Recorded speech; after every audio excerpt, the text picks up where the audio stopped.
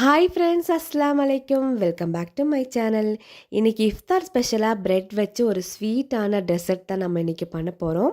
இது எப்படி ரெடி பண்ணுறதுன்னு பார்க்கலாம். இது சாப்பிட்றதுக்கு அப்படியே ஐஸ்கிரீம் போலவே இருக்கும். குழந்தைங்களும் ரொம்பவே விரும்பி சாப்பிடுவாங்க. இந்த ரெசிபி எப்படி ரெடி பண்ணுறதுன்னு பார்க்கலாம். ஃபஸ்ட்டு இந்த ரெசிபி ரெடி பண்ணுறதுக்காக கொஞ்சமாக பிரெட் எடுத்துகிட்டு அதோட 4 சைடு நம்ம கட் பண்ணி எடுத்துக்கலாம். அதுக்கப்புறமா இந்த மாதிரி சின்ன சின்ன பீஸாக ஸ்கொயர் ஷேப்பில் கட் பண்ணி எடுத்துக்கோங்க.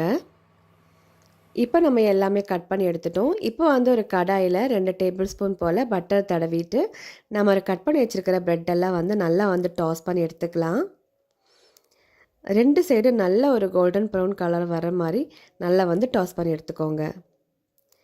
இந்த மாதிரி நல்லா திருப்பி போட்டுட்டு நல்லா டாஸ் பண்ணி எடுத்துக்கலாம். இப்போ பாருங்கள், நல்லா ப்ரெட் நல்லா டாஸ் பண்ணி எடுத்துட்டோம். இப்போ அதை அப்படியே எடுத்துடலாம். இப்போ ஒரு சாஸ்பேனில் 1/2 லிட்டர் அளவுக்கு நான் பால் சேர்த்துக்கிறேன். நல்லா திக்கான பால் சேர்த்துக்கோங்க. இது கூட ஒரு 1/4 கப் அளவுக்கு சர்க்கரை சேர்த்துக்கோங்க. இப்போ ஒரு பவுலில் கொஞ்சமாக பால் சேர்த்துட்டு 1 டேபிள் ஸ்பூன் போல் கஸ்டர்ட் பவுடர் சேர்த்துக்கோங்க. சேர்த்துட்டு நல்லா கலந்து விட்டுக்கோங்க. கட்டி இல்லாமல் நல்லா ஸ்மூத்தாக கலந்து விட்டுக்கோங்க. இப்போ பாருங்கள், நல்லா ஸ்மூத்தாக கலந்து விட்டுட்டோம். இப்போது பால் நல்லா காய்ச்சி எடுத்துக்கலாம். இந்த ஸ்வீட்டான டெசர்ட் நீங்கள் ஃப்ரிட்ஜில் ஒரு 10-20 நிமிஷம் ஸ்டோர் பண்ணி வச்சு சாப்பிடும்போது அவ்வளோ டேஸ்ட்டாக இருக்கும். இப்போ பால் நல்லா சூடாயிருச்சு. பால் நல்லா கொதிச்சதுக்கப்புறமா இது கூட நம்ம கலந்து வச்சுருக்கிற கஸ்டர்ட் பவுடர் இது கூட சேர்த்துக்கலாம். சேர்த்ததுமே அப்படியே விடாமல் நம்ம தொடர்ந்து கலந்து விட்டுட்டே இருக்கணும். நீங்கள் அப்படி கலந்து விடாட்டினா கட்டி பிடிச்சிரும். அதனால் நம்ம தொடர்ந்து நல்லா கட்டி இல்லாமல் நல்லா கலந்து விட்டுட்டே இருக்கலாம். இப்போ பாருங்கள், நல்லா திக்காக ஆரம்பிச்சிருச்சு. ரொம்ப திக்காகணும்னு அவசியம் இல்லை. ஒரு மீடியம் அளவுக்கு திக்கானாலே போதும்.